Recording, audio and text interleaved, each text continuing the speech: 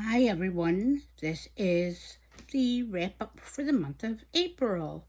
So this is the main deck I used for April for daily draws for myself and pathworking, uh, items I purchased, the hauls or at least notable things that I'll be showing, crystals I've been working with, and just my experiences as a um, practitioner, meaning a witch, or as just a person and my experiences in relativity.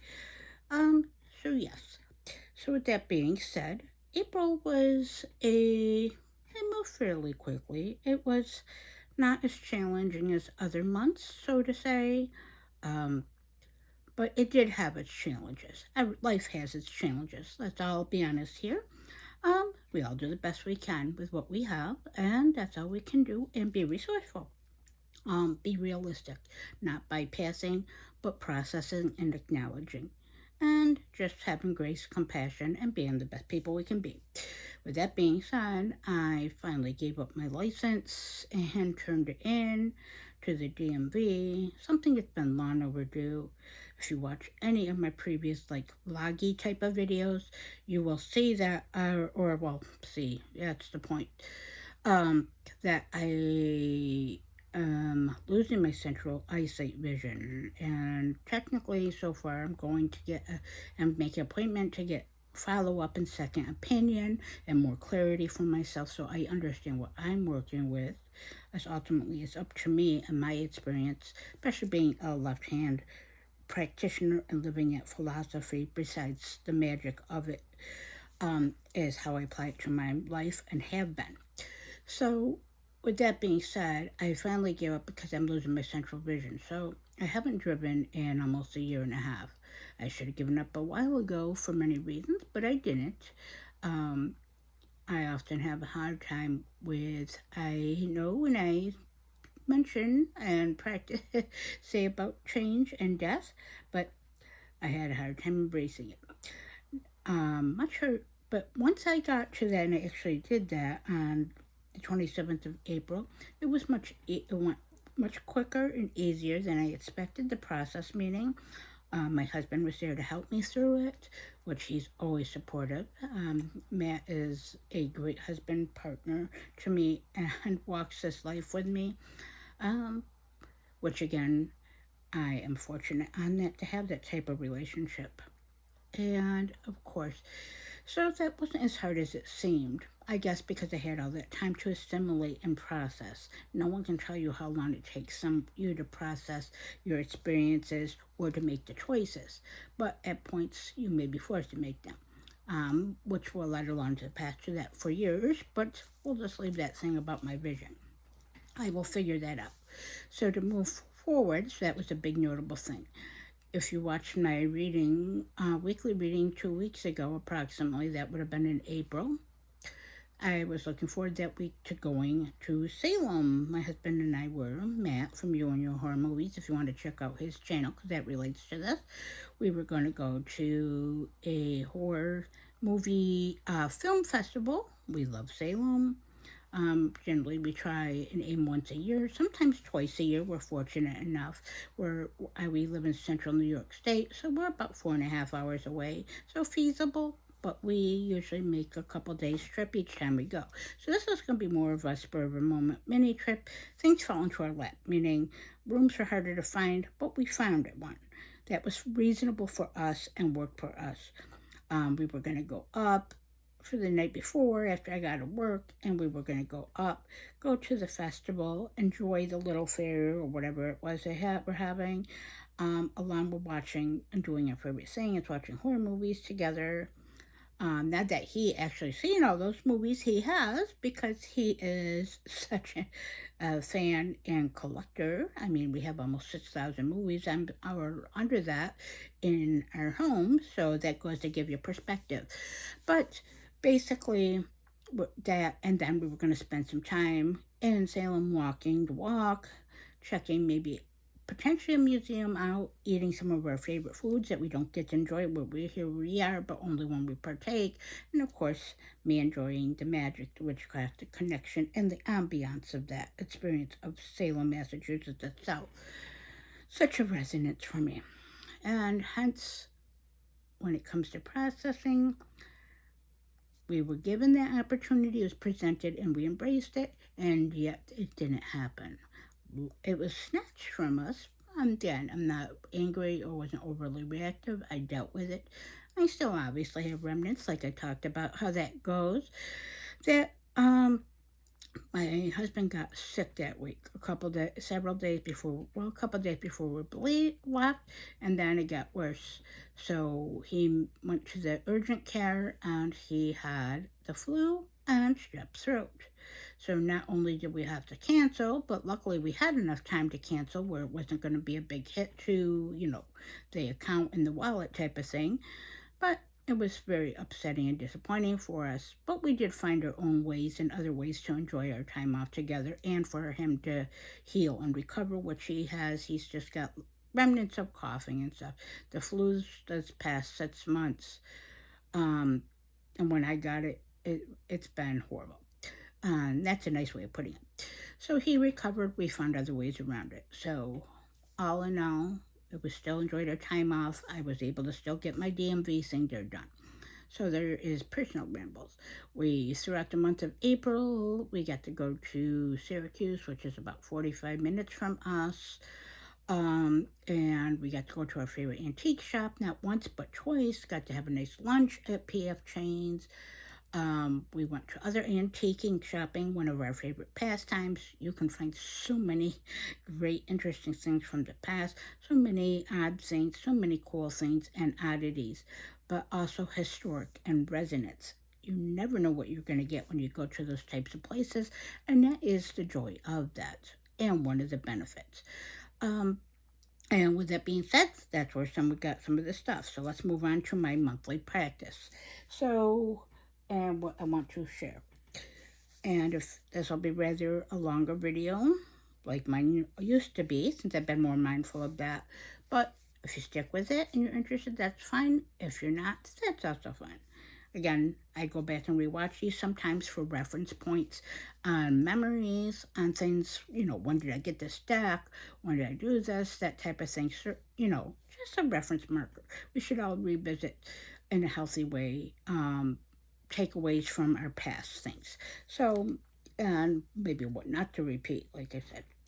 So, major deck this year, meaning 2026, other than January because of that ordeal, because I have a whole video on how I was sick and that whole month took a lot to regain my footing, so to say.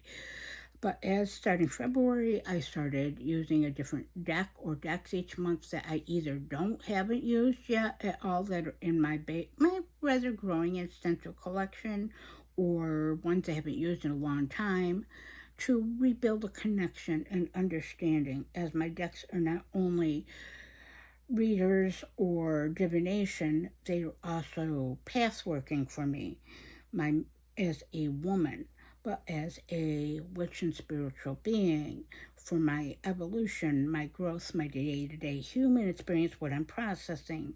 The magic and the mundane are always the same for me. Daily guidance, things that I've already been processing and experiencing, things that my guides may want to tell me, or the cards. They're magical tools. They're beautiful images.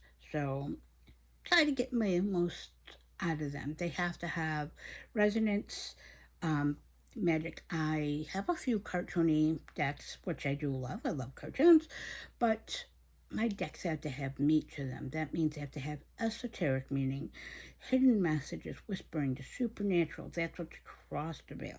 That's what magic is for me. It's not a woo-hoo thing type of thing or fluffy bunny.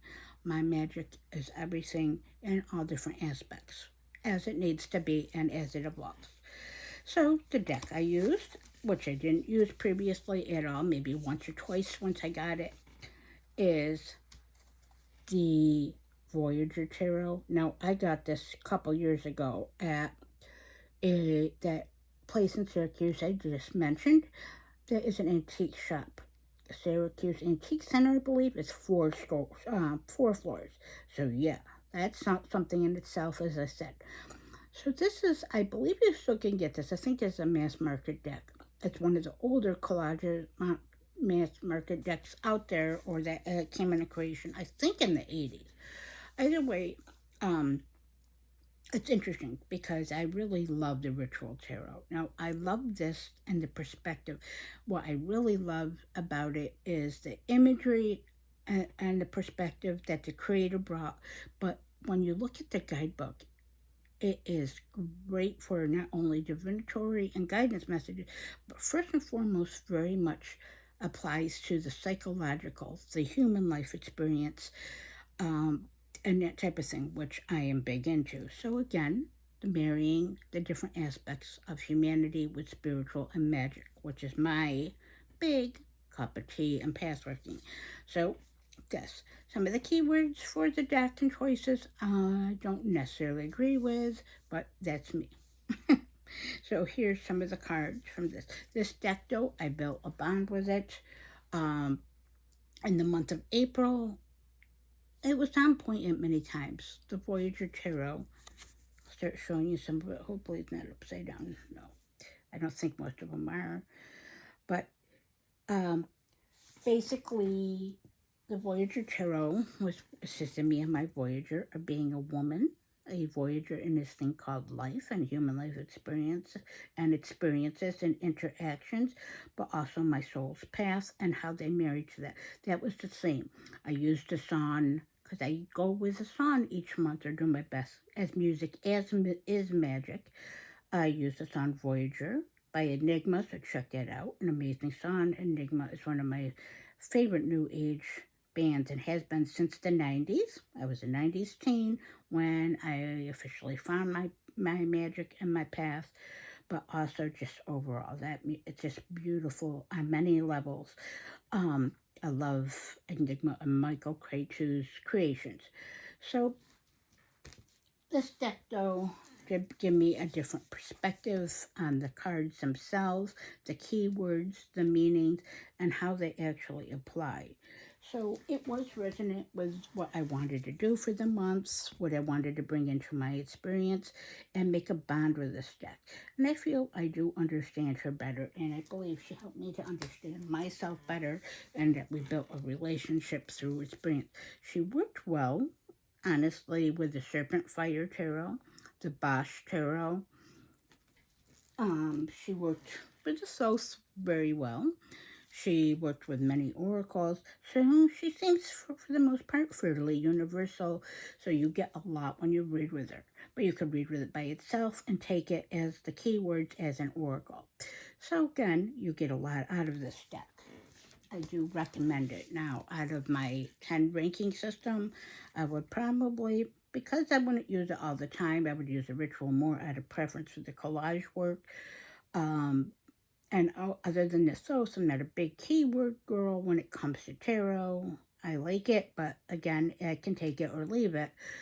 And certain other qualities I would probably still, with since the collage work doesn't resonate with me as much as the ritual tarot by Tierra May, I would probably give this about, out of the different aspects I mentioned and my experience I built with it, and may continue to in the future when it wants to come up. Let me see. I think this one's upside down. I don't know. Either way, I'm not going through. But basically, in the suture reading, by the way, most of them. But as you can see, she's a lovely deck. I love the size because it helps to see the imagery, especially with someone like eyesight issues myself. So that's a few of the cards of this. I love the backing on this. It's just gorgeous. So that's one of the things that attracted me to this deck. So with that being said, so that's my voyage with the Voyager Tarot for the month of April as being my central deck, and learning about her and building with her and what she's taught me as a woman and as a practitioner. So this is now going to basically, I'm going to go with here, before I go to hauls, I'm going to go to crystals I used real quick. As mentioned a few months ago, these kind of stepped up, strangely enough, I believe 2 months ago. But I've been just using it, and I still am using these crystals. I'm a big crystal gal. I always have been. I have an extensive collection of various sorts, probably 120 different types, give or take. I used to really hoard them, and now I got very discerning. I pick them up from basically Village Silversmiths in Salem, and a lot of them came from my favorite shop, crystal place here. Um, wow, I'm drawing a blank. I could always call it John's, and that. Oh God. Well, I'll come back to it. I don't know. I'm just combobulated. But basically, it's in Waterville, New York. And yeah, my ones that know me are gonna like kick me for that or whatever. But and rose quartz sand. So this one I got at the in Salem about 2 years ago, I think. No, it could be last year's. It is Epidote. I have other Epidote. I have a polished Epidote. This one's more of a, well, as you can see, it's a dark olive green. Now, Epidote is very much the green as is with the other crystal I used, which is this lovely watermelon tourmaline, which I got at Sticks and Stones. That's the name of it. Damn, thank you, whatever told me that. Whatever spirit told me that. Sticks and Stones in Waterville, New York. Oh my gosh, I can't believe I forgot that. Yeah. But yeah, so basically, as if you watch any of my previous videos, obviously I'm wearing black, but my crystals I usually have an affinity with are black or darker stones like smoky quartz, black tourmaline, and black obsidian, just to name some of my most favorite, most used, and most versatile magical tools. But also in this case is I was never much of a green stone. I have many in my collection, but they were not my first, second, or even third or fourth choices. Well, these two came up for me, and I've been working with them together since. And there's just such a resonance. Yes, the green connects, they both connect to the heart center, to the emotions. They align the chakras, our 7 energetic centers, plus the additional ones like the soul chakra, that type of thing. Um, I know a little bit about chakra energy, but I'm big on energy working. That's one of my fortes as a witch. So those have aided me in my practice. They have been great. They're great for grounding emotional, especially since I'm in customer service. So I take many calls a day and deal with many people's emotions, experiences, especially since I work in, aspects of guidance and money and accounts. So yeah, high, different vibrations, different people. They've helped to actually ground me. They help them make me more receptive, so to say, but in a more cleared way, and help me to understand myself and my experiences. Especially since I've been using them together the past couple months, but every day in April.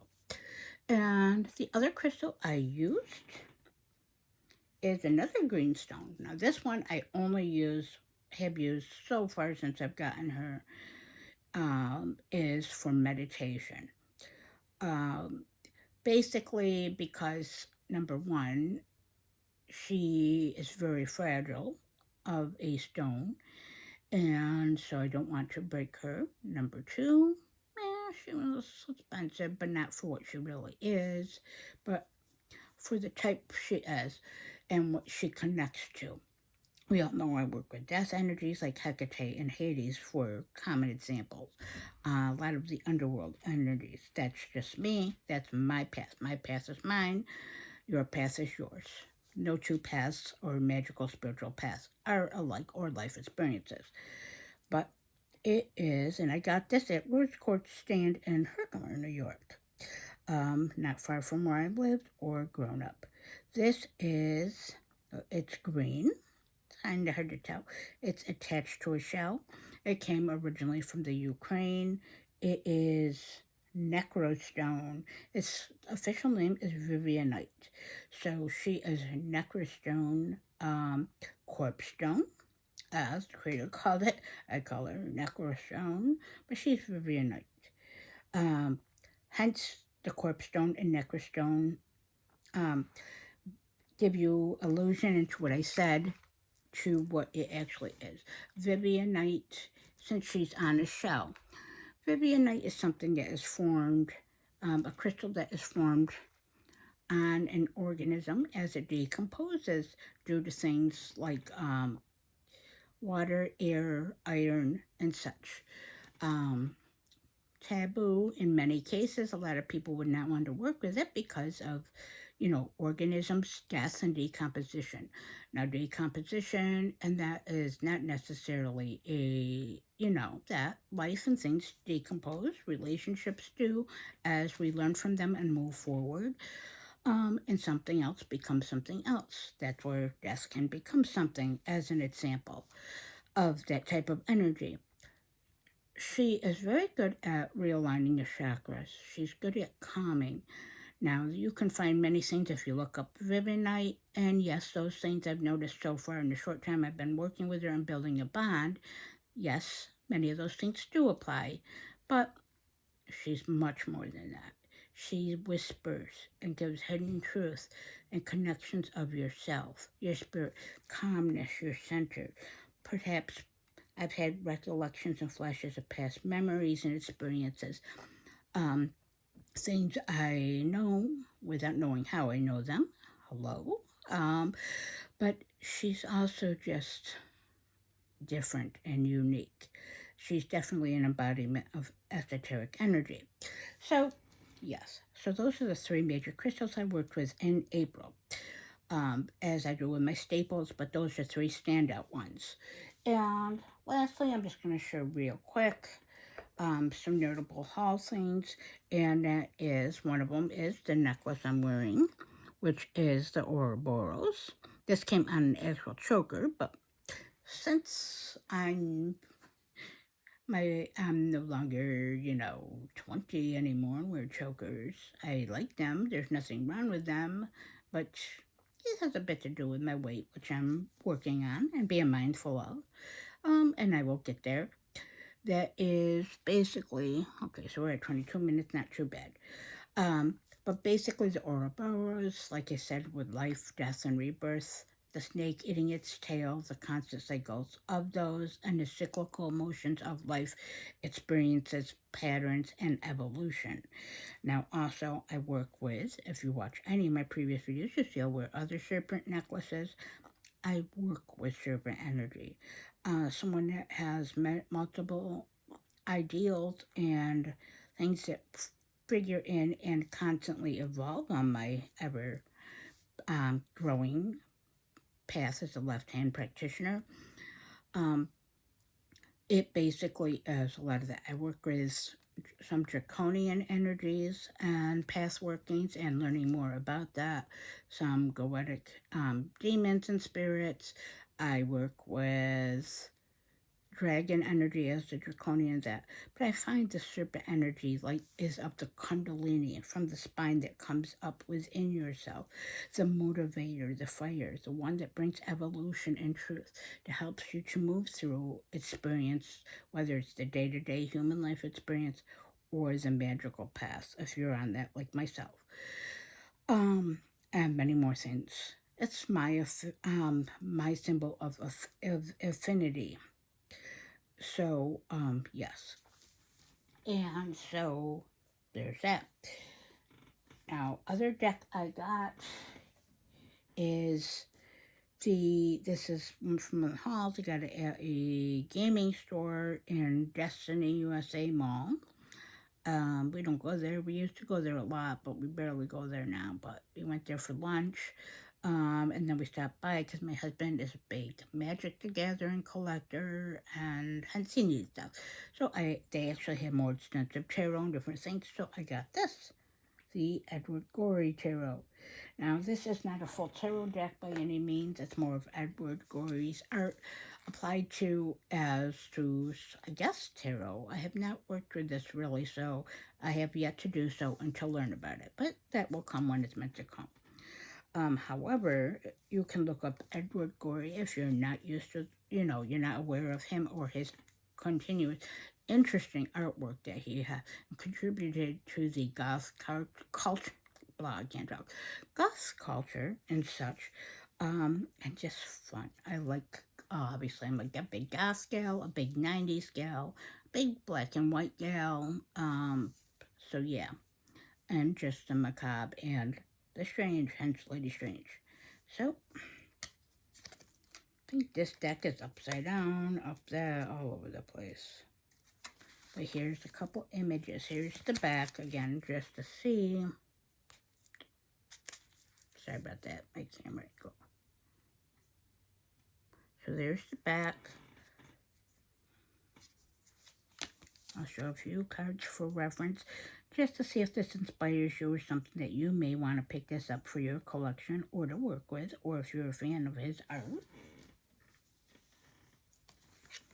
Now, I think I'm going to work with this more as an oracle. I think when the time decides to come, but it appealed to me. I've heard of it years ago, so once I saw it on my path, I took the opportunity, and it was only $12, so very reasonable for the budget.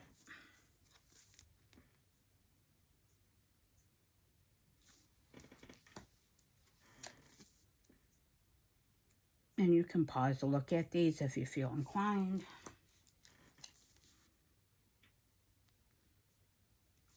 But they're such interesting, fun images and keywords. And yeah, a little guidebook with keywords. But I think I'm just going to see what comes when I use this.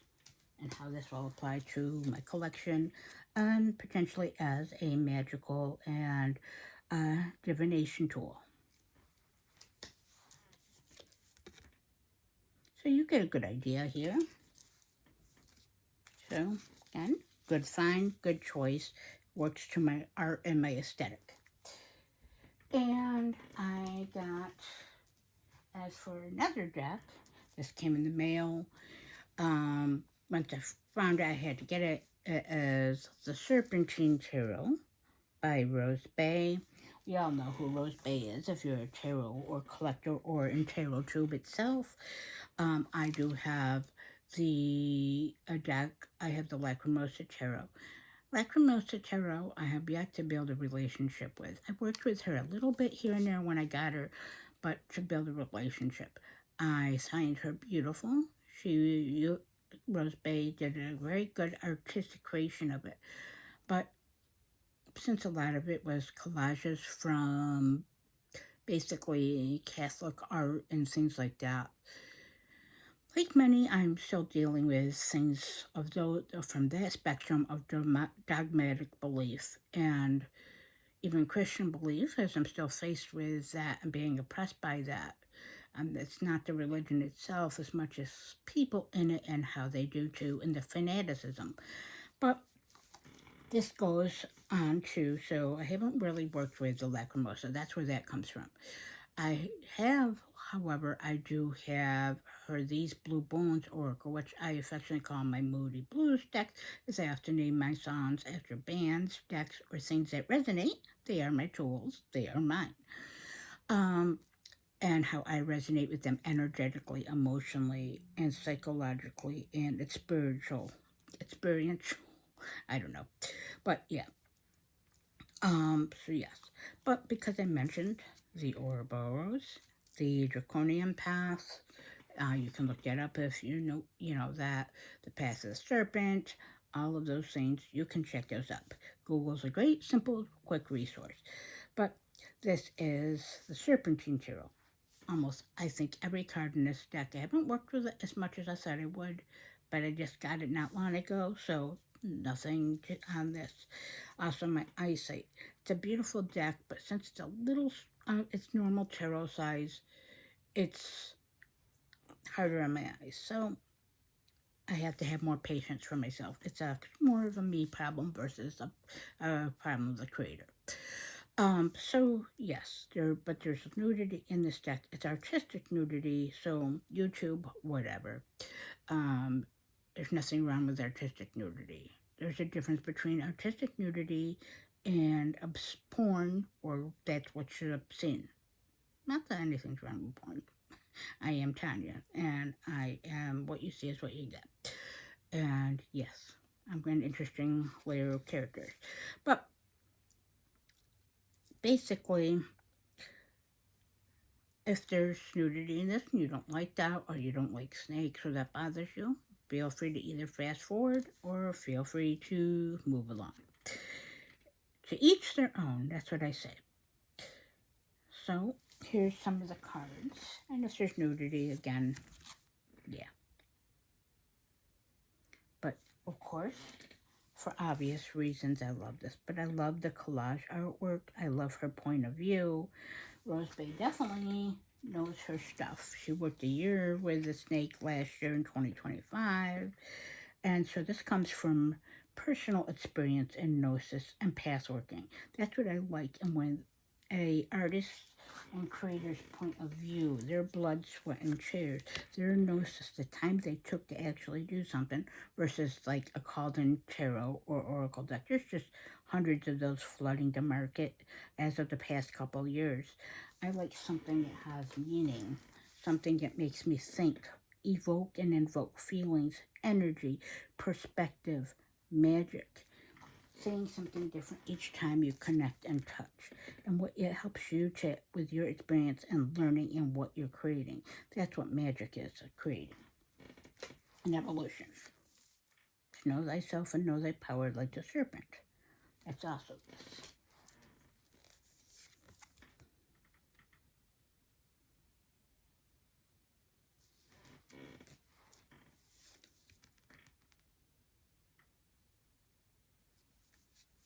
So Krista over at Krista Chronicles has got a great flip through of this track, as does Racine at Moon 513, I believe, which is one of my favorite channels.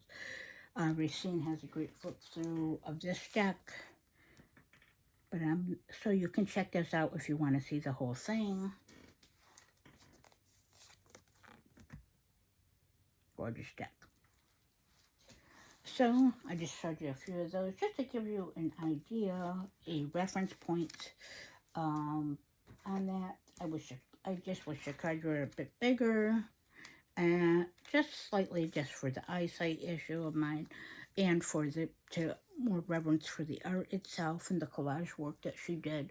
But also, I do wish the card stack was a little bit on the card stack. I love my thicker card stack and my bigger decks. But other than that, so far, she's very insightful. She has worked with other decks, so she's good out of that. So far, and I can't wait to build a better relationship with her through my day-to-day experiences, but also as my magical practice. And last thing I have to show for the month of April that I got that's notable for myself is these are used books in great condition. Wow, I can't talk, but great condition from a booth, a huge book booth in the Syracuse Antique Center. That's where I get a lot of my occult books from that are used, obviously, in excellent condition. He finds great secondhand books that are amazing.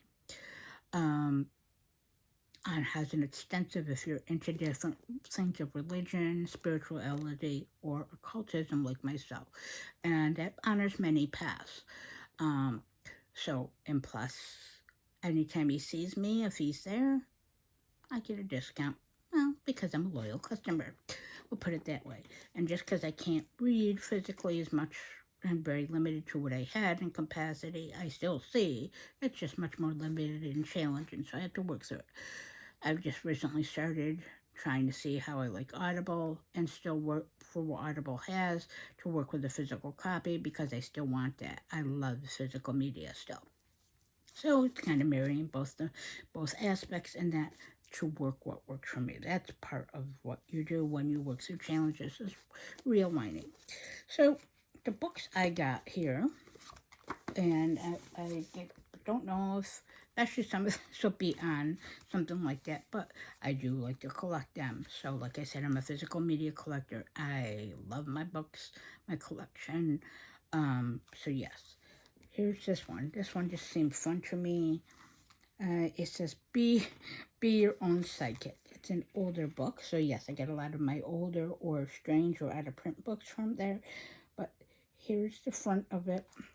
I have not yet delved into this, of course. Right now, I'm reading I listen to through Audible for my trial as a Bible of the Adversary by Michael W. Ford. That I started that in the past week, or a couple days ago, should I say? But either way, um, but here's the back if you want to pause that just to get an idea. It's an older book. I love it. I love that kind of stuff. And so at some point, I'm sure I will visit that and will take the time to do so. And just to say, I have it in my collection, which again, I have a fun, strange collection. And lastly, the other book, and I have not read, I have another book by this author. This author is Frater Barbarous, or Barbarous. If I butchered his name, yes, I apologize. I have another book by him I have not yet read either, but I want to, and I will, and I will find my way, like I said, and when the time comes and the conditions are right for me, and when I'm guided to, that is. So this one is, of course, Spirit Conjuring for Witches.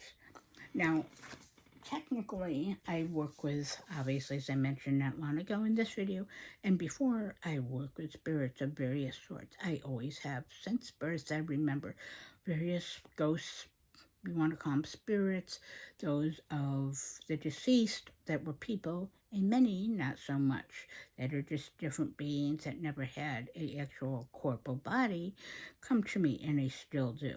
I'm a big channeler, and I connect kind of a beacon for the spirits. I used to be kind of, before I knew and before I embraced my past and took that time to have wisdom and discernment, it would be a blessing, and it would also scare the hell out of me. Now I embrace it. Yes, it can have fear attached to it. Everything's fear, what you don't understand or what's unknown.